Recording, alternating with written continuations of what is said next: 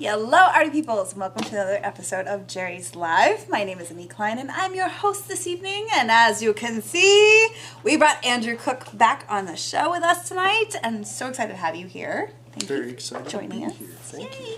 Everyone, round of applause for Andrew for being here. Make sure you hit that thumbs up button because he is awesome. Show him some love. Now, we have a really fun show planned tonight, all about some brand new watercolor brushes. Absolutely. So, before we jump into that, I wanted to make sure to remind you all that if you are interested in checking out any of the brushes or any of the supplies that we're going to be using tonight, make sure to go to the website, JerrysArtarama.com, and type in today's class code. And if you type that in the search bar, which is JL362, so JL362 in the search bar on our website, that will bring up the teacher's cart, and you can check out all of our supplies there. And you can, of course, also enter in any of your questions into the chats while we're live, and we can answer them right now for you, which is we would love that. The best part about this. So, brushes. Let's jump straight in. I'm so excited. It's been a while since we've talked about brushes. I don't know if you and I have ever specifically. We have talked about a few brushes before, but these ones cover a lot of topics. Are a brand that we haven't had the opportunity to play with on the show before. So I'm super excited to dive into them, and they are the new Isabey brush lines. There's actually two new brush lines for watercolorists. If you're working in watercolor, gouache, ink, any kind of water media or fluid paint, these are going to be really fantastic. And the two that we are going to play with are the Isagold and the Isacolor. And both of these, when we have the overhead camera going, you'll see us dabbling a little bit more, and we'll dive into some of the features of those. But before we get off to that, let me just talk about some of the other things we'll be playing with so that you know and you don't get confused. So the primary, of course, is the Isagold and the Isacolor brushes from Isabey. And then we're also going to be playing with some Sennelier Watercolor, because with brushes we need to have some color to play with. We got the set of 48 and a set of 12 on here, which are really lovely colors. Yes. And we are going to be using some Fabriano Artistico watercolor paper along with that, because that, for those of you who know me, you know that I love Fabriano and I get to talk about them often, so that's another brand that's just tagging along for this show as we are playing with these brushes. Yeah. So a little bit about Isabey first. Maybe we start painting a little bit and playing with some of these brushes, and I can talk a little bit about Isabey as a brand. Now, just for you guys to know, I'm working on the cold press on my large block here. You are working on the hot press. Yes, indeed. But they are both, I believe, extra white. The traditional white is the smaller one. The little guy here, and if you want to see the difference just before we get going, then we've got extra white, and we've got traditional white, so you can see it's just a little creamier on screen there. Yeah. Both are a beautiful white to work with, though. All right. So Isabey, for those of you who don't know, many of you who are watercolorists or oil painters or have been for a while, you may have heard the name Isabey or seen it in stores here and there, seen it on the Jerry's website. Isabey is a very historical paintbrush manufacturer, making brushes in France and Brittany, where they've been making brushes for their entire duration. The Isabey brushes have been created in Brittany since 1895. Ooh, testing that historical. Yeah. I'm terrible numbers, with dates, you know, so. 1895. So they're very knowledgeable about brush manufacturing. They have a beautiful setup. The craftswomen there do an amazing job, and a lot of people in the watercolor world know Isabey for their gray squirrel. Squirrel. Or their blue. Sorry, every time. Their blue squirrel. Excuse me. Their blue squirrel. Their natural blue squirrel brushes. All right. And their Kolinsky sable, which many of you know, we may know. We can no longer have exported from France into North America. The Kolinsky sable from Isabey. So part of this new brush launch that we're talking about today, the new lines we're talking about, is, and I picked up color with that one, but we're going to actually talk about the Isagold first. So That's actually the one I grabbed. So the Isagold is the new synthetic Kolinsky sable. Actually, pull that way up here. So as you can see, it does have Isagold written on there. Then I believe Isabey on the other side. So this is, you said, the synthetic. It is synthetic Kolinsky sable, and it was modeled after Isabey's famous 6227Z, which was a Kolinsky sable brush using some of the finest Kolinsky hair that could be found. But with us unable to get that in the U.S. any longer, Isabey wanted to create a really beautiful brush range that mimicked all of those kinds of attributes of the Kolinsky sable in a new synthetic brush. Yeah, I was going to say, now I have a lot of water in this brush right here, and it's not dripping. I love that, but it holds so much water, just like a Kolinsky sable would. Yeah, I almost equate its holding capacity to a squirrel, like a squirrel brush, but it has that snap that you'd expect from a Kolinsky sable. Yeah.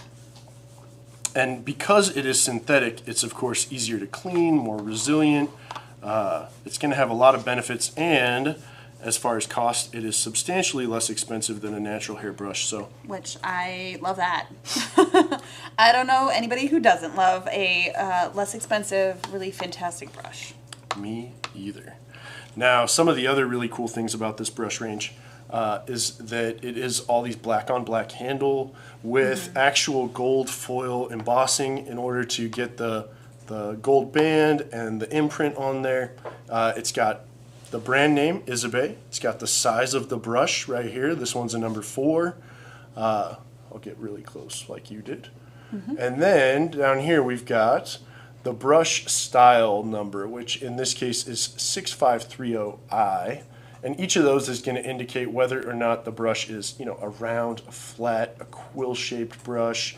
In this case, a dagger. So the 6530I is a dagger brush. And then on the other side, we've got the style, the Isagold. Now, we've also got the ferrule, which is a brass ferrule. So it's very, water resilient. It's going to withstand being soaked in water. Don't leave your brushes tip down, of course, but the ferrule would be fine. Yeah. And then all of the brushes in all the ranges we're going to talk about today have a trimmed end, so you can actually sketch back into your painting with it. I was wondering why it was diagonal. Yeah, and let's see. That's fantastic. So in the case of a lot of landscape painting, we'll see people like to go in and draw back some of the line work that they might want in their painting. I don't know if we can see that, it's a little small, but so the angled edge really allows us to kind of get some of those effects. Now we've also got a little string on here. Excuse me. Kind of pull that up a little bit so you can kind of see the lines where I drew it. Almost like grass, which is really fun. Perfect. Or on mine, it's because it's a smoother paper. We can see that it actually scraped away a little bit. Love that. So depending on your technique, it takes a little practice, but people doing that will have, some people will use razor blades in their work to accomplish a similar thing, and this is just a way to do it without worrying about damaging the paper. I love that. And then we've also got the string, which is very handy. There's a groove cut into the brush to hold the string, so it's not going to slide off the end. I didn't even notice that, but yeah, it is flush. Like, it doesn't have like a bump where the string actually is wrapped around. Yep. No kidding. And then it's got the loop tied so that you can hang it from anywhere, right? Like a nail in your studio, or hang it off your easel or something like that. Command strips, no damage. Command strips, very good idea. Those. And that way it is drying with the tip down, so you're going to have no damage to the fibers from the drying process. Because if you dry it upright, which many of us do, no judgment, but the fluid and any remaining pigment particles that are in the brush are going to travel down into the ferrule, and over time those pigments will build up, and your brush kind of fluffs out. So having it tip down is really, really important for the longevity of the brush. Nice. So that's the Isagold. That is the Isagold. Just a stunning brush. I do really like that snap that it has. Now we have more shapes over here too. We do. So, all right. Well, I love this, and it's really fun to get like a very large wash with this round brush. I got my eye on that. Oh yeah, you do. You know I love this brush. It's a spotter, which is so cute and tiny. But this is, so you were saying this is a really lovely brush to use for like when you're dotting in like the whites of the eyes, like if you're using gouache. But I think it's also really lovely for like pulling lines because it is so fine, right? Yep. Really beautiful detail. But yeah, if you're a figurative painter, things like the white reflection in the eye or the freckles. If you're a landscape painter, things like tree limbs, grass, going to be really beautiful. It doesn't have an extremely large capacity because of the length of the fibers, but even from what you did there, you can see it still holds a pretty substantial amount of paint. And we also were talking about this right before we started the show. You like to use this for lettering, right? I did. Well, I'm pretty new to using something so small.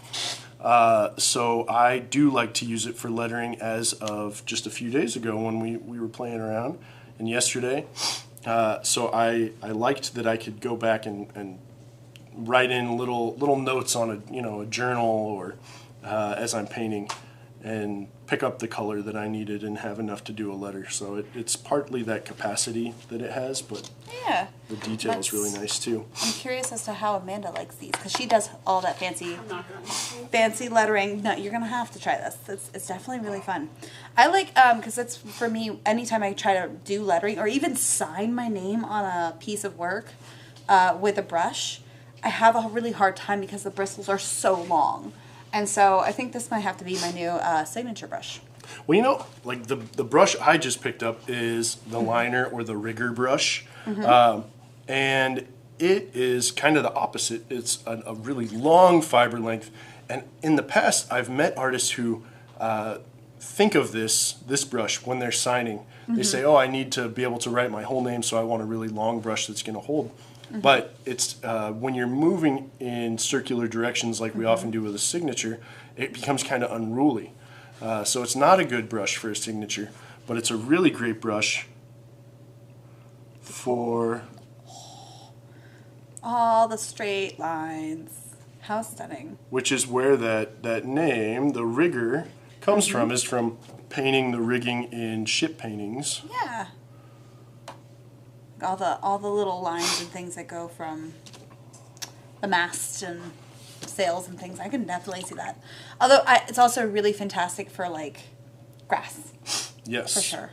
So definitely two vastly different brushes, but now the only other brush that we haven't talked about in this range yet, I don't think, is just the kind of the go-to, the one that most people are going to start with would be buying a round. Right, just buying a standard round. And I mentioned that this brush is modeled after the 6227Z Kolinsky sable brush. So this is the 6527I. So very similar in its numeric coding there because it is made to kind of replicate that Kolinsky sable brush. Yeah, that's what I was using. The larger. This is a number 20, but still lovely round. Big brush. Yes. I like big brushes. I like this purple. You got all the pretty colors, and there's that over here. Oh. But I do love this. Can definitely cover a large area quickly. Ooh, you're going with that. That's quinacridone magenta, if I do recall. It's a very blueberry, like kind of purpley color. If there's a color that ever was my kind of color, it's this right here. Emmy. And I actually am going to try. Is that what I want? That's not what I want. And that's even as I'm cleaning this. We're using the little Creative Mark brush basin. So this side, the large area that has the big well, has like these little ridges on them. And so we're knocking off the pigment off of our brushes, and like it's snapping right back to a beautiful point every single time. And you'll often see artists who are working for long periods of time, they'll take their brush and they'll flick it behind them. And that's just to reposition the whole brush kind of back to its like factory settings, if you will. Which, the bristles. When I say factory settings, I should point out, and I didn't mention this earlier, that all the Isabey brushes are made by hand. They're all made by hand in Brittany, France. So I love that. there's no actual machinery involved. People are making all of these. I love that. Which, yes. Now, also, in case you ever do need to flick the bristles back into factory setting, you need to do it while it's wet, and make sure that you are flicking the brush and the water away from anybody and anything that you don't want to get wet, because it will flings water. Yes. I usually do that outside, and I was actually when we were plein air painting, so I was just flicking it off into the bushes. I prefer to decisively choose who I'm going to flick it at, especially in public places. Usually it's me. It's okay. All right, so now we have, and actually I guess before we do switch over to the other types of brushes, do we have any questions in regards to this? I feel like you've answered all of them, but never know. An Isagold question. That's a good question. Isagold. Now, if we do have questions about these brushes, while we're going over the next set of brushes, feel free to still pop them in. We can always go back and answer them. Or if you are watching in the future, make sure you write them down as a comment, and we will always keep an eye on them as well. So, our next ones Sounds like time travel. People watching in the future. No, I always have to make sure that I take care of our future viewers. It's a time traveling thing. We have our next style of brush, which is the Isacolor. The Isacolor from Isabey. And this one is very exciting as well. So in my watercolor work, I tend to, well, as you can probably see, I kind of like to work a little loose. Just playing today, so it's very loose, but I do like to keep kind of a very gestural mark making. So I use a lot of squirrel or synthetic squirrel, and so this new brush is going to be kind of instrumental in what I like to do with my watercolor and gouache work. And so the Isacolor is a synthetic Canadian gray squirrel, actually. And it has a body and a feel that is unique even to the other synthetic squirrels that I've used or talked about. It has a really nice retention, really nice capacity, and so far, as I've been playing with it, it feels very natural. It feels a lot like a natural squirrel hair brush. Whereas like the Isagold, I can say that word. Isagold, that has that snapback, that retention. This flows like a natural hair brush does.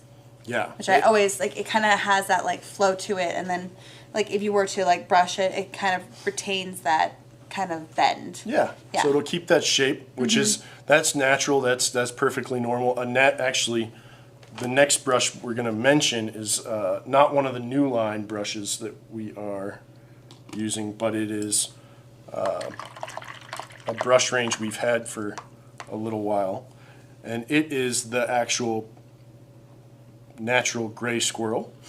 And you'll see with the natural gray squirrel, I have a lot of water in there. With the natural gray squirrel, it will also keep that angle. So we expect to see the same kind of thing happening. Even though this is synthetic, yeah. That's the part that blows my mind.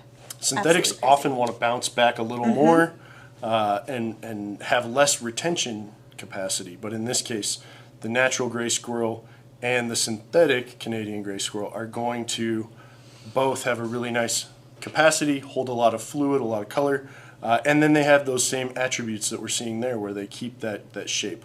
Lovely. Now, do we have a question? Yes. Gigi on Facebook was wondering if these brushes will hold up with aqua board. The brushes she has seem to shred on that surface. Ooh, so question. aqua board does have a fair bit of tooth to it, a fair bit of grit. A lot of it's going to depend on how much water you're using and your specific style and working on that surface. It's not as soft as something like a watercolor paper. So any brush, depending on your technique, could get eaten up a little faster on something like aquaboard, because the calcium carbonate or whatever they're using as that absorbent ground surface is a little bit sharper. The molecules, that are in that mixture that make it retain the fluid really well, are like, we can imagine it kind of like talc or like very fine sand. It's just sharper, you know. So imagine it like sandpaper. Eventually, it's going to wear down the brush, but these will be very resilient, and certainly more resilient to something like that than a natural hair squirrel or a natural hair Kolinsky brush are going to be. Makes sense. Do we have another question? More of a request. Okay. Do you have any new dagger brushes? We do, just in that range that we just talked about with the Isagold. There's the new dagger in that Isagold line, which I'm very, very happy with. And it comes in a few sizes. Here for the show, I just grabbed a number 4 to bring with me. But it does come in some smaller and some larger as well. And that's going to have that snap back to it that it doesn't have with the Isacolor. Right. That has that retention, which is quite nice, especially in a dagger brush. Because I feel like if you're going to be using that with a kind of like wavy lines or even calligraphy or pulling lines, things like that, I think that's really a wonderful brush to have that with the feel of that bristle. I feel like that's really going to lend well for it, really. Yeah, and similar to how we discussed the liner or the rigger brush, one of the things I do like about that dagger is the way that it pulls. So if I were to, let's go ahead and grab some of that vermilion I was just picking up. So if I were to follow this brush and just lay it down, like if this is the paper, I'm laying it down so that dagger is just setting the whole thing on the surface, and then I can kind of trail behind and follow itself. So I can keep my line straight without having to use a straight edge, just by making sure that tip is following the mark that I just made. And I can still turn it and do the same things. But this dagger, I mean, you can see the retention just from that little pull that we're... It's like the Energizer Bunny. It just keeps going. all of the lines, holy cow. That's great. Who needs to reload their brushes? Not you. All right, we have another question? Yes. Are these water-based brushes only, or could they be used with oils? Great question. Very good question. So you guys know that I love oils. Yep. So. And Emmy and I were just talking about this as we were playing with them yesterday. So they are designed for watercolor, but that is mainly around the shape of the handle, right? A short handle is a watercolor brush because we don't want to poke ourselves in the eye when we're so close to our painting surface. Long handle brush is designed for easel painting where you're standing a little further away.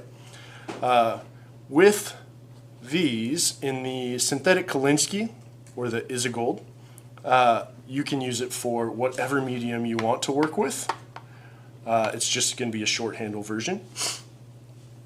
And then the only thing I would say about the Isacolor is because it's a synthetic squirrel, is very soft. So oil painters wouldn't be using a natural squirrel brush traditionally unless they're trying to achieve certain effects that are kind of unusual, right? It's not traditionally used for oil painting or any kind of heavy body painting. You could. It's just not recommended because of the softness of the brush. Now that being said, I would probably use these to blend.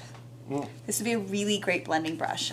Whenever you're trying to get those really soft transitions and knock down your hard edges, or if you like painting without not a lot of like thickness to it, and you want to have like a really soft, kind of flat surface quality to your paintings, and not show a lot of brush marks, I think this would be a really great brush to play around with just because of that softness. Yep. But you have to lean into the softness with this one and just know that it's going to happen. Indeed. Another question? It's actually a very similar question. Love it. Mostly just asking about Softness of that synthetic squirrel is going to be something that's less traditionally used for something like a heavy-bodied acrylic. Now with gouache or acrylic gouache, absolutely, definitely you can use it for that. Just keep in mind with the acrylic gouache, just like the acrylic, anything acrylic based is a little harsher on your brushes, so make sure you're cleaning them really good, using a brush soap, brush conditioner. When you're working with watercolor, you know, it's always nice to take care of your brushes, but it's easier to clean with just water for watercolor. Now, I know this question is going to come up from somebody watching, which is always a great question, but before they ask it, I'm going to ask it. If you use these brushes for acrylic, can you go back to watercolor with the same brushes? Or do you have now acrylic brushes and you need to get separate watercolor brushes? Well, anything is possible. We break all the rules. So my suggestion is always to try and keep your brushes separated, because if there's anything that's left in that brush that you don't want to mix with something else, then it's best to keep separated. However, if you want to do some mixed media work, if you have one brush, or if you're budgeting and you say this brush is a beautiful brush, it's a little more expensive, I want to be able to use it for my watercolor, for my gouache, for my acrylic gouache, for my acrylic. It's not to say you can't do that, just know that it's not highly suggested and that you're going to want to take a little extra time between mediums cleaning your brush with a brush soap, a brush conditioner, because the suggestion is to keep separate brushes for different mediums. Don't do it. It's not worth it. It's not worth it. Yeah, you can very easily get that acrylic stuck in your bristles, and that will stop the water retention that you really want in a watercolor brush. Yep. That's the biggest problem. And that's every time we have watercolor brushes. I swear we always get that question, which is great, and I love that when you guys ask, but I knew it was going to come. You have a question? Yes. So with the naming of these brushes, the ones that say synthetic, every hair is synthetic. It's not a mix. All of these brushes that we're talking about today, with the exception of the Petit Gris, the gray squirrel, all of the brushes with this as an exception are completely synthetic. And if they say synthetic, it's not a mix. Everything is synthetic. Correct. Okay. Now, they don't say synthetic on the actual brush itself, but on the website, right? Yeah. Yep. So there's no blends within this range. Now, that also reminds me, because anybody who's seen the show and has been watching for a while knows that I am not a fan of fan brushes. We do have I always struggle saying this because I want to say is aqua, but it's Isaqua. Well, I think we can say it either way. I say Isaqua. I feel like Isaqua is more standard and like the way that it's supposed to be said, but we'll accept all of it. Now this has a really lovely snap because we wanted to go over these brushes too. Yep. Right? Now this one I have found that I love because of the snap. And the reason why is because I like to splatter. I love to splatter my watercolors. You like to make a mess? I like to make a mess? Crazy. So I usually load it up with whatever color is on your palette over here. And then I actually just use my finger and just fling it for little splatters. And because of that snap, it actually gives you a really lovely splatter quality. Oh, snap. Oh, snap. I'm going to actually pull this up so you guys can see my little splatters. But now, tell me all about, and I just realized I was saying that, and I thought it was the other line. No, you're good. But tell me all about the Isaqua. So the Isaqua is actually a brush that's been out for a number of years now.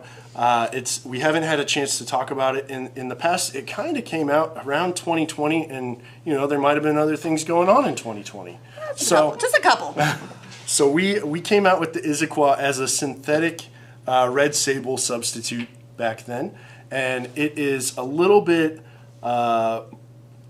more robust of a brush maybe than the other two that we're talking about. The other two are very fine, detailed, very oriented after a very specific natural brush designed to replicate those feels. With this, it was a little bit more of a workhorse brush. So they have we have rounds and we have flats in that range, and then a couple different shapes of rounds. So we have a thin round, a thick round. We have the fan brushes, but these, they'll even stand up to a bit more of a heavy-bodied paint. So if you wanted to use some brushes for acrylic or acrylic wash, these ones might be a really great range to go after. And I am a huge fan of those flats that Emmy just grabbed. Same. They are a little longer than your normal watercolor flat brush, and you get some really fine, sharp edges on it. So you can have a lot of fun with kind of the structure of the painting there. Like This is one of my favorite gouache shapes and sizes of brushes. Like just this is the number 6. So just that not diameter, just the width of the brush, because it's, you know, skinny when you go this way, but that shape and that width of that brush, I always grab these brushes. I love them so much. We have a question? Yes. Why? Is there an advantage to synthetic brushes over natural hair brushes? Save this close. That is a great question. Are there advantages to natural over synthetic? Yes, and of course the reverse can be said for somebody who wants to work in a natural hairbrush. I could give you the advantages of that as well, but for me, I find many more advantages with synthetic brushes, and we can start with the most important to a lot of us when we're buying brushes, especially new brushes we haven't tried before, is cost. Natural hair brushes, they come from an animal. Those animals have to be caught, have to be processed. So natural hair brushes can be more expensive, or are definitely going to be more expensive. In the case of something like a Kolinsky sable that we've been talking about throughout the day, they are wild caught animals that come from China and Siberia, and they're a type of weasel, and they use them in the fashion industry. As that has gone out of fashion, they are harder to come by. The hair, Which I think is part of why it's no longer allowed to be imported. yeah, there's That's a portion of it. a lot of different reasons, yeah, why they're not coming here anymore. But without getting into all of those, yeah, it's just the fibers are more expensive. I mean, is the biggest thing we can look at. Yeah. And the quality is different every year because it's a natural animal, right? So year after year, you're going to see a different. You can't get the hairs from the same animal every year. So with the synthetic, we're seeing it's less costly because we're manufacturing those fibers to be exactly what we want them to be.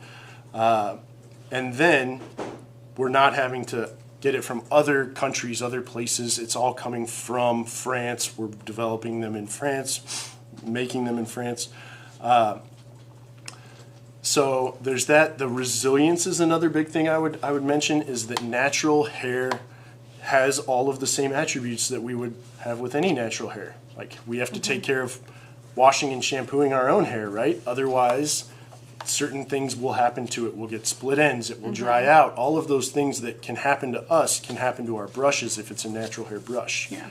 With a synthetic brush, it's more resilient. You don't have, I mean, it's good to take care of it, of course. Yeah. But you don't have to be as diligent about taking care of it to get it to last forever, or at least a very, very long time.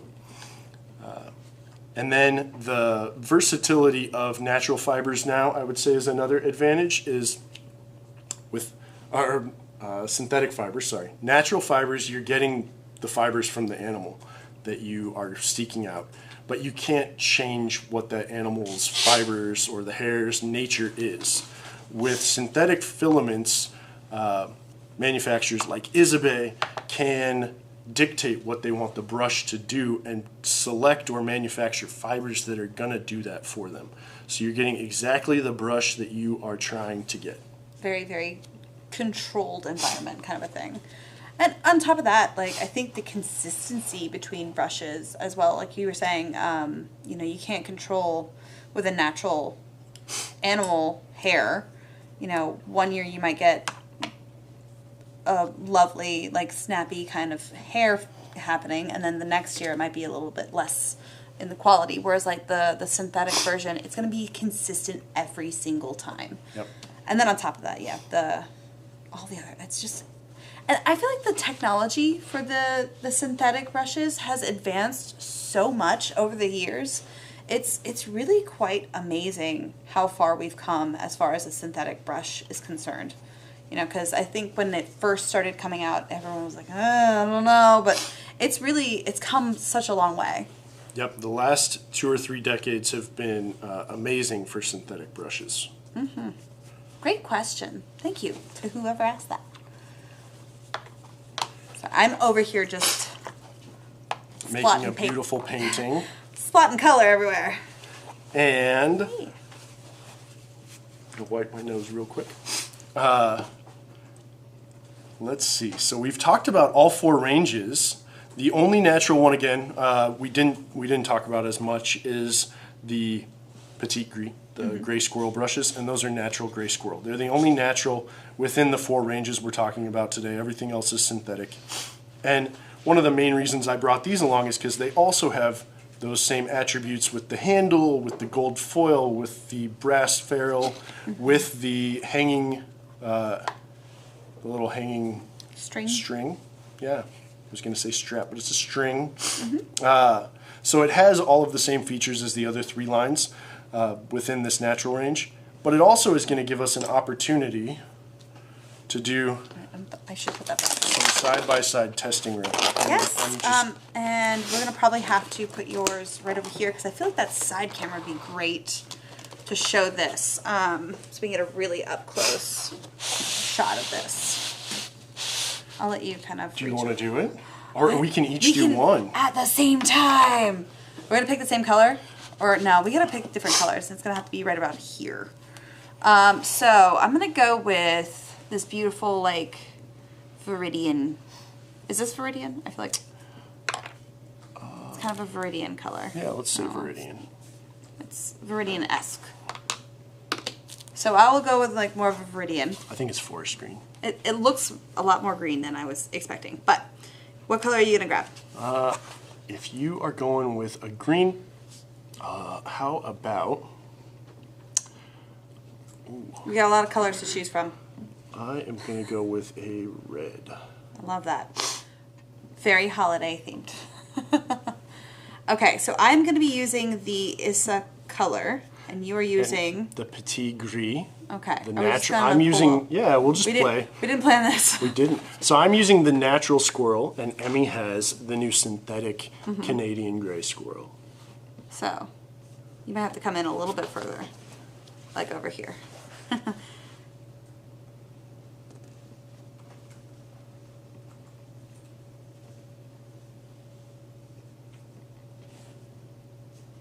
Lovely. So it has a very similar way that the brush actually moves back and forth on the paper, where it has that, like, the bristles kind of, that movement that you expect from a natural hair. But this is synthetic, which is wild to me. It feels like a natural hair. It has that same, like, as I'm doing that, pulling my brush, it's, like you said, it has that retention for the shape. I was about to say, mine feels like a natural hair too, but it is a natural hair. It is a natural hair. Crazy. Love it. And yeah, it still holds so much water, which is insane. It is. Synthetic brush. Gotta love it.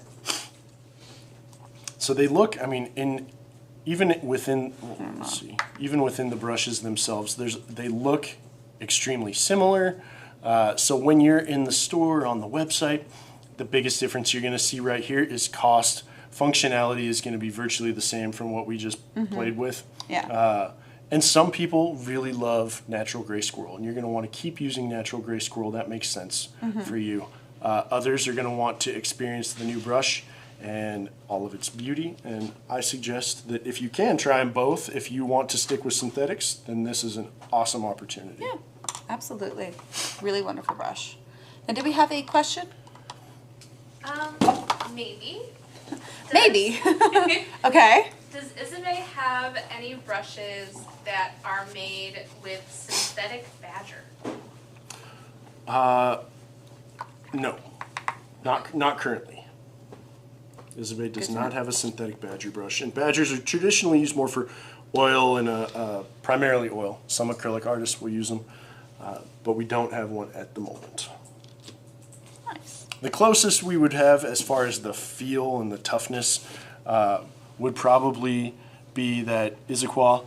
Its fibers are a little bit. Oh, Gotta keep it on camera. I know. I'm not a pro I'm really, at this. I'm really like just you here are. to Vanna White the brush, like. So the Isagold has a little thicker fiber to it than something like the Isagold, which is that. This one's a synthetic This one's a synthetic Kolinsky, the Isagold. This one's the Isagold. You can see that the fibers on the Isagold, even here, you can kind of see that little fiber hanging out on the edge is much thicker than the fibers on this one, and this one's softer. So the Isagold is going to act, it's not quite badger-like, but it's a little more badger-like maybe. And then Isabey does have a long-handled range of brushes that are synthetic that they've had for a number of years that might have a little more badger-like consistency to it, and that's the Isacryl. Ah, which I feel like would be great for acrylics. Acrylics, yep, or acrylic wash or oil. I use the, Yeah. Now, is that also great for watercolor? It's not. It's not. It's a little too stiff maybe for watercolor. Makes sense. A little Because I scratchy feel on like the you guys surface. would be asking. We gotta know these things. I need to know what brushes I need. I need all of them. Honestly, I need all of them. All right. So, did we cover everything? We covered all of. Well, we didn't talk about all of the shapes within each range, like we started True. with the Isagold. We got distracted.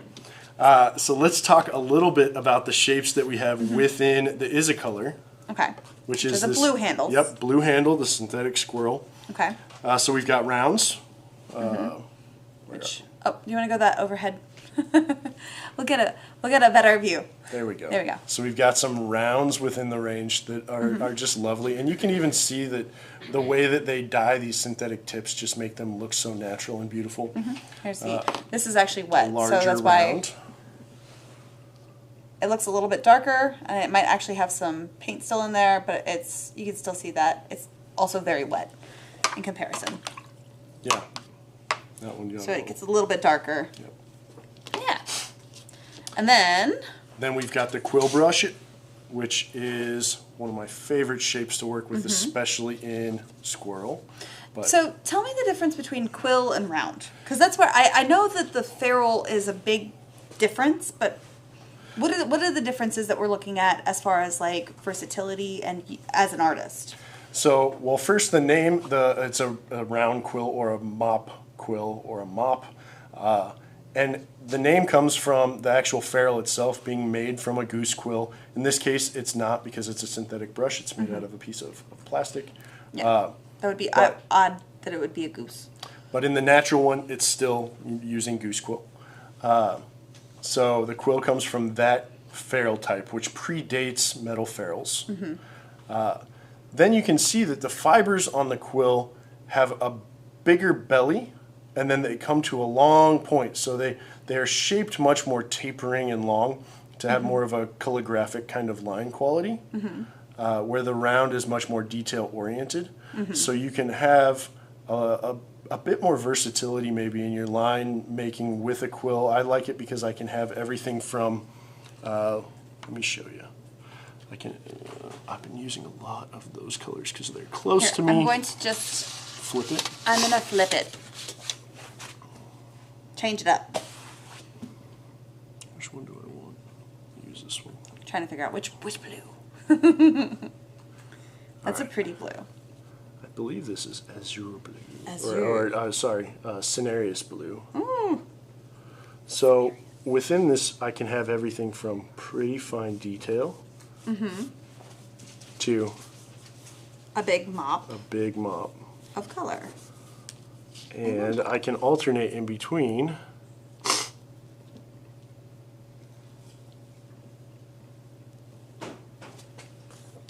Get that out of the way.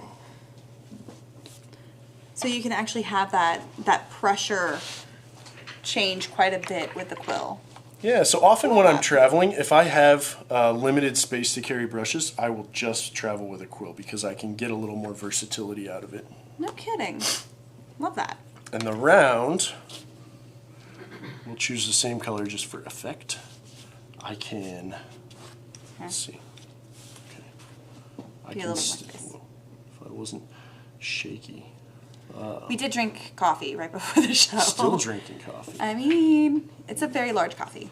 So I can get some of the effect, but you can see to a much smaller scale than I Yeah, did and I with feel the like quill. you couldn't quite get this. That point where it goes from really fine to really wide, back to really fine. And here, I'm going to pull this a little closer so you guys can really see. This is the quill. This is the round. And you're trying to get that. Yes. So that like calligraphic? Is that how you say that? Calligraphic? No? Help. Calligraphic? I can't. I need Katie to Calligraphy say like. it before. It's like I dioxazine. couldn't said it until you said that, and now I don't know how to undo what you just said. Help. You guys know I struggle with words. I can't pronounce that. I know I'm saying it wrong. It's like dioxazine all over again. I cannot say that word right now. Anyway, calligraphy. Calligraphy. It's very calligraphy-esque brush. Everyone enjoy my struggle moment. I'm sorry, I cannot. Google says calligraphic. Calligraphic? Okay. Oh my gosh, did I get it right? And I just second-guessed myself. Nice. Sounds weird. Also typical of me struggling with words. Enjoy that. So, that makes so much more sense. Back on topic. Where it has that versatility, and I love that because I've always wondered, like, why would you choose one or the other? They're both round brushes, but having that knowledge now. Yeah, I think it has a lot to do with that fiber length and the size of that belly. You get a lot out of a quill, but quills are also much larger in their sizing. And what I mean by that is, if we're taking a look at this round, then I'm looking at a number 4. Okay. And Where's if this? you put the same brush next to it in the quill, do you see what that one is? That is a number 40? Yep, that's What? a 4/0. So a number 3. Let's see, or no. Is that a number? So this is a number 4 round, and in the same line, this is a number 4 quill.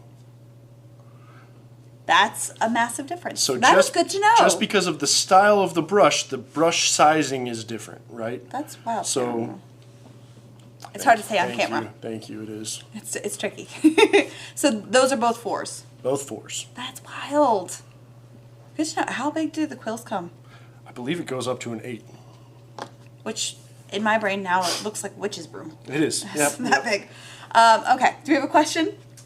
Yes. Can you remind us what that Isabey Vintage Blue Swirl brush looks like? That is. A lot of brushes, aren't I? A lot of brushes. That's the black handle with the brown wood top above the gold foil mark. That is the Petite Gris. Gris.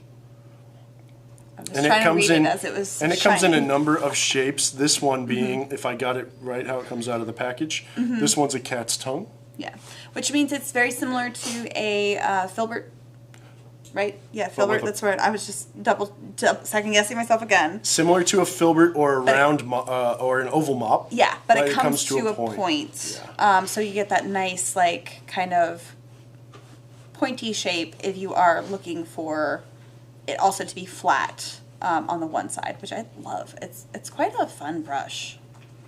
But question? Pop quiz. Uh-oh. I don't like all of them. If you could only afford to get 1 or 2 shapes, what are the most versatile and necessary? in my world, flat. And in my world, I love that quill shape. I was gonna say flat and quill personally. I feel like that is such a subjective question, and it's so different from artist to artist, and it's going to depend on how you work. the way that I work, you just saw me chunking in those big brush strokes where I was laying down, you know, chunks of color. This is very indicative of my work and how I paint. Even with portraiture, I do big chunky brush strokes, whereas like... And this is more indicative of how I paint in very Exactly. loose washes when I'm working in watercolor. So that's why I like that quill shape, because I can get those loose washes or those tight lines. Now I feel like if we were speaking, well, let's be bold and speak for most watercolorists. Most I think watercolorists... most people would gravitate to a round. Yeah, immediately go to a round. It is just a very standard, very tried and true shape, and something that gets a lot of versatility for watercolor artists, especially, I think it's very beginner friendly too. And I feel like a lot of artists, even professional or well-known artists, when they're trying a new brush, they will try like a number 4 or a number 6 round because they can compare it easily in their mind to all of the other number 4 and number 6 rounds they've ever used. And that's where I go. I always end up going with a flat about this size, and that's where it's hard to always kind of go with the numbers, because sometimes that number can vary from company to company, but this is a number 6 as far as the flat in the Isacoua. I want to say is aqua every time. I cannot help it. But yes, that's the size and shape that I always go to. So I do the same thing personally, but I always go with flats. Now, if I can't find a flat in the line, I'll go with a filbert. But that's, again, me personally as an artist. I very rarely reach for a round brush. I usually only do that for details. And as somebody who paints a lot in oil, that makes sense. I feel like round brushes are less common in the world of oil painting or heavy-bodied acrylic painting. So, great question. Very good question. But yeah, it's kind of a non-answer answer. I'm sorry, but it's The other answer I'd love to give people in stores when they ask me which brush they should buy if they could just get one is to look at a whole bunch and see which one makes you the happiest. Yeah. Because as soon as you smile about a brush, you're going to gravitate to it more in your studio. Where right now, if I have all these brushes in front of me, sure, I have, 2, 4, 6, 8, 10, 12, 14, 16, I have 17, 18, I have 20 brushes here that I can use at my disposal very easily. But the one that makes me smile is the one I'm going to reach for every time. So it's the same in the store. If I'm at the store and I see one that makes me kind of smile, or I say, that's a cool shape, it's going to be the same in the studio. You're going to have 20 brushes in front of you. You're going to say, that's a cool shape. So that's exactly what I did when I grabbed the spotter. I was like, ooh, what's that? But it's one of those things that, again, this is a brush. It is round, but it is a brush that I would reach for as far as signatures and those little dots of details that I want to add to my painting. So it's definitely one that I'm going to be reaching for in a portion of my painting. So, I mean, brushes are like tools. They're different tools for different things and different ways of approaching art. So I kind of look at it like hammers and screwdrivers and tape measures. You just use different things for what you need to accomplish. So And there are some just things like tools, you can start out with the ones you need for the experience you're having that day and slowly build that collection of tools over time for what you're going to need in the future. Exactly. So eventually I will have them all, which is dangerous. Like Pokemon, collect them all. Yes, absolutely. So I would love for you guys to, of all the brushes that we showed you guys today, I would love to know which one was your absolute favorite, which style as far as the Isacoua, Isacolor, Isagold, or the Petite Gris. I got them all. Yes. Let me know which ones you guys like the most, because I mean, I'm always curious as to how everyone kind of lands and like which brush is the best you think for you. And then I think that is kind of the show. Yeah, and if you covered it all. If you end up getting any one or any of the brushes, post them on Instagram or Facebook or YouTube so we can see which ones you liked the best there too. So. Yeah, and make sure you do tag JerrysArtarama, of course, no matter what platform you're on. And then do we need to tag? You can certainly tag Isabey brushes. Yep. Yes, make sure you tag them as well. JL362. And the hashtag JL362, that will help us find it as well. And if I find it, I will share it with Andrew and vice versa. So we'd love to see what you guys make and what you guys are working with in your studio. It makes us very happy. It does. Yeah. Now, that is the show. I hope you guys enjoyed it. I hope we gave you a lot of good brush information and, you know, things to think about when it comes to your brushes in your studio. Thank you so much for being here. It's always a pleasure to have Andrew. Again, everybody hit that thumbs up button, throw some hearts, whatever it is on the whatever platform you're on, and show Andrew some love because he is here and giving us wonderful knowledge for our own studio use. So, but I wanted to remind you guys, this is the last show of 2024. This was it. This is the last one. So we will be taking December off. And we will see you, of course, next year, which is wild to say. It is. 2025. We are almost in next year. Just let that sink in a little bit. But our first show is going to be, I believe, the 7th of January, 2025. So we will be on then. What, was that a no? That's crazy. Okay, I was like, did I just get the date wrong? No, that's No, right. correct. That's right. She's just, it's sinking in Katie's brain. Yeah. January 7th, 2025 is our next show, and so we will be then. Michaela and I will be back together doing some kind of a fun art project. We haven't officially landed on what we're doing, but we'll have something fun planned. And then, of course, we're going to have Andrew back in 2025. I will be back in 2025. Yes. Oh my gosh, it's so much fun. Now, we do have to dance off, and this is the funny part of the show where you guys get to really see just how short I am. I'm standing on a box. I'm also kind of a giant, so don't. The table's now up to We are like, both Moist. actually standing on the floor right now with our feet, just so everybody knows. Yep, enjoy this. Okay, so that is the show, everybody. Thank you so much for an amazing 2024. We will see you next year. Ready to dance off? Let's do this.